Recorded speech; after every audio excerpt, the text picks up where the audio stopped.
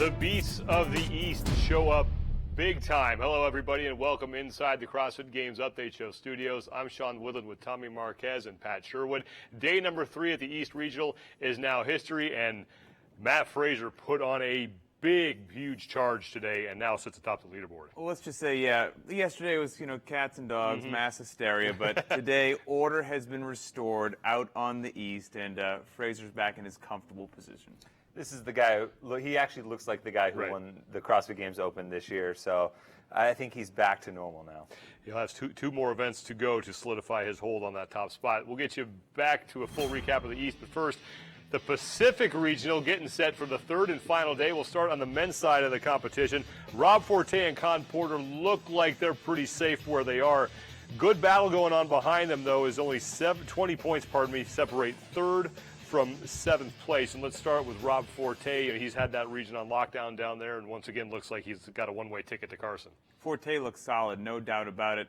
4 times Games veteran, looking to go back for a 5th time, and it doesn't look like anything's going to stop him. First, after 2 days of competition, 5 events down, he's had 4 of those events top 3 finishes. The only thing outside of that was a snatch at 246 pounds, which tied for 11th. So it's nice when your bad thing is, a 246-pound snatch. That was your, flopped that one. Right. There are a couple guys that we kept an eye on day one who we thought were out of the competition. The first was Chad McKay. I think he was sitting 14th coming into the day 2. And then Brandon Swan was pretty much dead in the water. He was in the 25th. Now they're both in the top 5. I mean, you talk about them proving why they're Games veterans. Both of them, like you said, Sean, were outside of the top 10. Swan was outside the top 20, right. But then they come back. Swan has 2 seconds in events 4 and 5.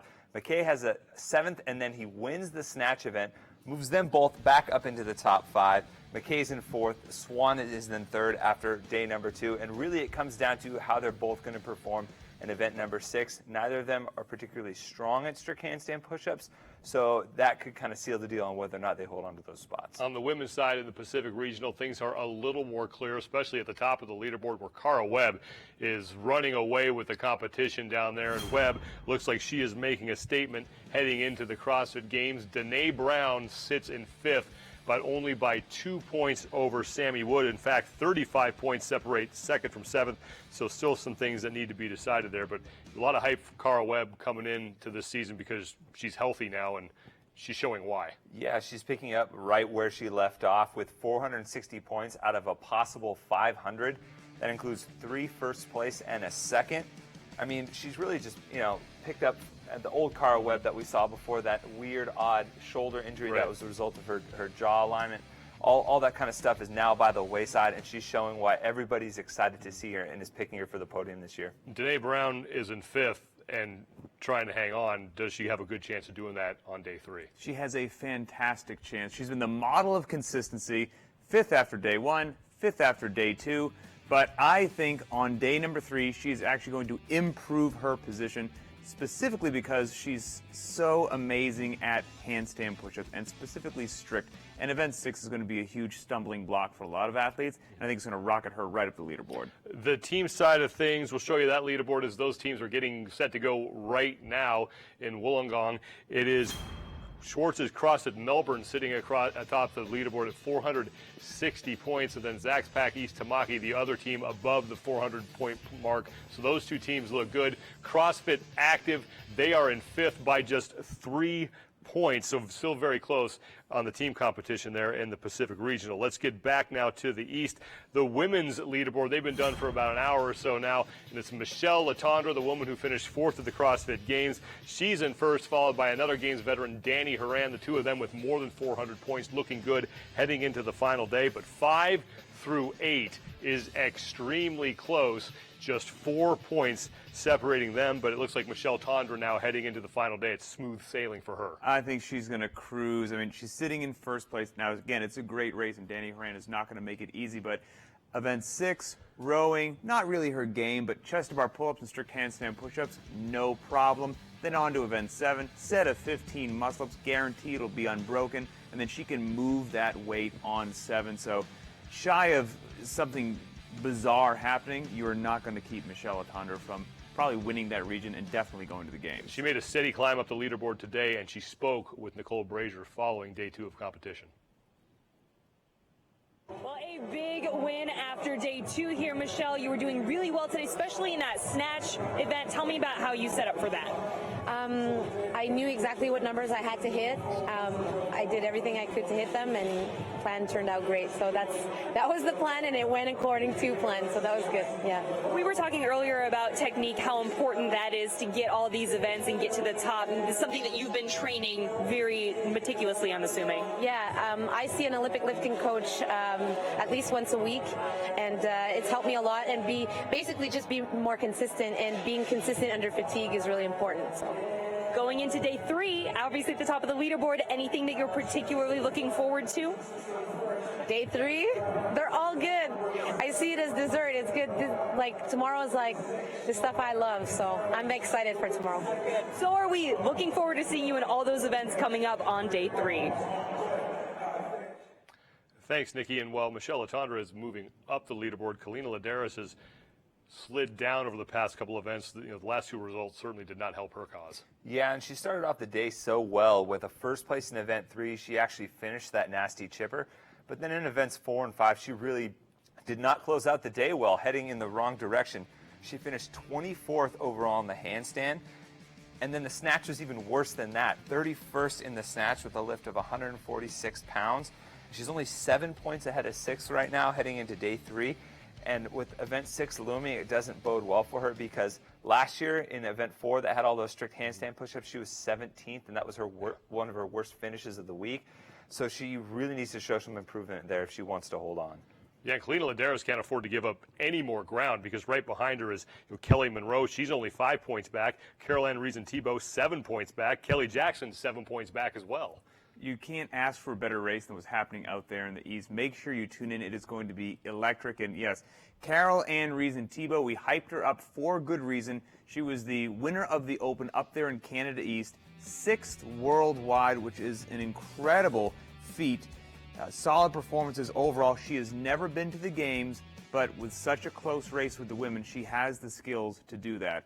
Also, Kelly Monroe, we were curious as to who this girl was. They were just kicking butt. Learned a little bit about her, and she was 4th at the end of day 1, and then after the first event on day 2, she actually moved into 2nd place overall. Now she's dropped a bit. She's sitting in 5th right now, just barely, with a host of very talented women trying to chase her down. Again, a rookie, her first time competing at regionals. Then lastly, we've got Kelly Jackson, a games veteran, and it always helps to have some experience under your belt. She's had some 3rd place finishes, a 5th, so she's doing great. Better than I expected on event 5, the snatch, 157 pounds. End of day 2, she's in 7th place, so that leaderboard is going, maybe not for, Danny Horan and Michelle, but there's going to be some shifting going on in that top 5. Now, the picture is a little more clear on the team side of things. 3 teams have really started to separate themselves. The top 3, Pro 1 Montreal, they've been up there since the thing started. They have a 2-point lead on CrossFit New England. And CrossFit Milford, they're in 3rd. But behind them, spots 4 through 6, only separated by 13 points. Pro 1 Montreal looking good heading into the final day, and they spoke with Nikki Brazier. We got strong people naturally, and the running, when you're a little bit heavier and stronger, the running is just a little bit harder. But and then we're living in Canada, we cannot run outside for half the year, and then the true runner is expensive, and just at the last second, so we could not try it. Nobody had it in Canada, literally. So we tried a little bit on the woodway, so we needed to travel once, twice, come here, so it was okay. It's CrossFit, so we tried to do the best we can with what we have, but yeah, we're happy, just happy, yeah.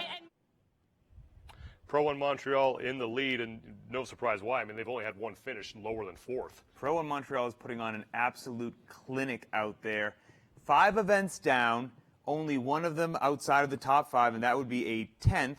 So how nice is that? You're like, hey, what was your worst finishes for? Top 10 on one event. This is a team that last year they went to the games, they took 18th place, and from that games team, 5 out of the 6 members have returned, so they've got a great core coming back. And then the one new person was a new girl on their team. Well, she was 12th in the Open in Canada, so not a bad fill-in there. CrossFit New England, they have one team already in the top 5. There's a chance they could have 2. Yeah, and their chances looked really, really good after event number 3.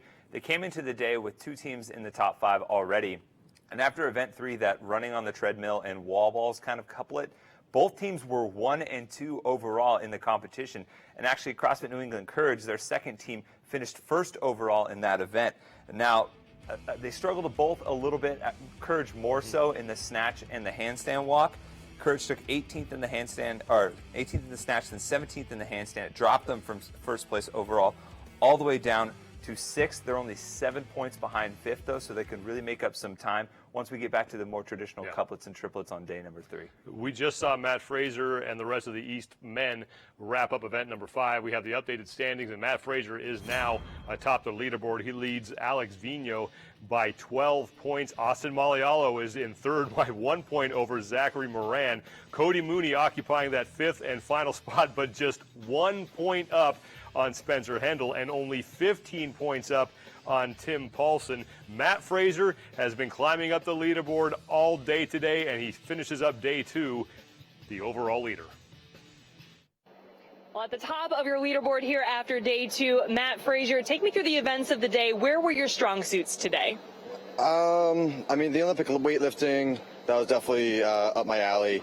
It's something I don't have to think about too much. It's just try to hit safe, conservative numbers I know I can hit every time. The handstand walk I had to push. I mean, there's some guys running on their hands here. And the chipper, the chipper is just like a mental game. Just don't stop. Setting new records with the chipper. I mean, how was that true form runner getting on it today? Had you had a chance to practice on it before? I got a chance to practice on one a little bit. I actually ran a minute slower today than I did in practice. I mean, Technical difficulties there with that sound. We apologize for that. But, Matt Fraser started the day with an event record and then finishes it up by crushing event 4 and event 5. Matt Fraser is just showing us that he's an absolutely ferocious athlete. I mean, you should be scared as a competitor. This guy snatches 276 pounds, which, okay, that didn't win, but it was 276 pounds. But he also has the lungs, stamina, and pain tolerance to set an event record on number 3, takes first place at 24 minutes and 17 seconds. He does not have a single finish outside of the top 5. I mean, that's all I got. Yeah, look, I said when he strolled across that finish line in event 3, Rich Froning did that a couple years back in the Central East Regional, and that's the last time I saw that. Matt Fraser looks like he's well on his way towards making a run to the top of the podium. Walk is just like, he'd have sprinted if he really cared about, I'm going to have this record. Right. This record is very important to me, but he's just like, won it, got my points, going home. Puts a thumbs up. Austin Malialo, a guy we've been watching, a Games veteran trying to get himself back to Carson, jumps up into 3rd place now after day 2. Yeah, a great day 2 for him. We were kind of worrying about him after day number 1. He was in 6th place, still within striking distance, but then he comes out, he finishes 2nd in the handstand walk in event number 4, and then he finishes 15th in the snatch, which was actually his worst event last year, so to stay top 15 in that, it moves him up into the top 5 heading into day number 3. And I think this is a great opportunity. We're going to get to hopefully see him back at the Games yet again. Let's head out west now. The California Regional, the teams out there, a lot of attention being paid to them because Jason Kalipa is on CrossFit NorCal squad. And after 2 days, it is CrossFit NorCal that sits atop the leaderboard. They have 470 points. CrossFit 808 is sitting close. And Kinnick, Diablo, CrossFit Anejo, and then CrossFit Foothill trying to hold off CrossFit Costa Mesa. And then Invictus, the defending Affiliate Cup champions, they sit in 7th place overall, but a lot of hype regarding CrossFit NorCal coming into this, and we see why. I mean, they set another event record today. And is it hype if it's true? I guess that's the question, right? So what was all the chatter about? Ute, Mayhem, NorCal, and it lays out so beautifully. Each weekend we get to see a new one, so we'll get to see Mayhem the final weekend, but NorCal is the real deal. End of day 1, 1st place. End of day 2, 1st place. On the first day of competition, they set an event record. On the second day of competition, they set another event record. On event 3, 17 minutes, 12 seconds. Going to be incredibly hard. I mean, NorCal, you don't associate Jason Kalipa and Miranda Oldroyd with running. We watched Miranda collapse last year at the Games. Jason's the size of a battleship, and here they come in. And day 3, I'm not going to let anything out of the bag, but I know they're feeling very confident to set another record on 7, which has kicked a lot of teams' butts. Now, meanwhile, the Affiliate Cup champions from last year, Invictus, they were struggling there to stay in 5th. Now they've dropped out and in danger of not going back to the games. Yeah, in real danger, Sean. You know, I talked about it yesterday, how they maybe should shift their focus after seeing them on the floor in day number 1 to maybe not trying to hang with NorCal and 808 and maybe just try and focus on each event one at a time and try and keep themselves inside the top 5. They had a 17th in event number 7 and 11th in event number 5. They didn't look like the Affiliate Cup champions from last year, and they're going to have a fight on their hands if they want to make it back. The women are now through 3 events. They're getting ready to take on events 4 and 5, and the woman who came in leading is still leading, and that's China Cho. She is ahead of Lindsay Valenzuela, who jumped into 2nd place after finishing 3rd in event 3. Brooke N stays in the top 5. Alessandra Pacelli and Chelsea Grigsby rounding out the top 5, but Pacelli just 3 points up on Kirsten Pedri and only 12 points up on Becca Voigt, who's looking to go back to the games for the 8th time. But China Cho is a woman who did well in NorCal last year. I think given the fact that we combined the regions together, we didn't know how that was going to work out for her. I think she's exceeding expectations right now. Yeah, she's exceeding expectations. She's holding it down for all of us up here in NorCal. And last year she qualified after, I think it was 3 or 4 years, Sean, where she tried to make it back and just narrowly missed out by a spot. She qualified for the games last year. I think it put a lot of confidence back into her, and we're seeing the best version of China Cho yet. She backed that up with a 1st place in event number 2. She just left everybody in the dust in Tommy V. And then she nearly finished that nasty chipper, and her back-to-back 1st place finishes, I think she's kind of putting everyone on notice that she's for real this year. Sandra Pacelli is another woman we didn't talk a whole lot about coming into this competition. We thought, maybe this wasn't going to be her year, but there she is in 5th place. Still have a couple events left today, yeah, and I didn't think she would be in the top 5 right now, so she's definitely impressing me. This is a 2-times games veteran that for the last couple of years at the games was moving in the wrong direction, but regionals this year, she is looking terrific. I think day 3 is going to be a bit of a challenge for her, specifically event number 6 with the strict handstand push-up. So she needs to close out 4 and 5 solid in case she needs a little bit of a cushion. One final day left to go in Hartford, Connecticut, and we'll have everything live for you starting tomorrow at 9 a.m. Eastern Time. For Pat Sherwood and Tommy Marquez, I'm Sean Woodland. Enjoy the final day of the East Regional.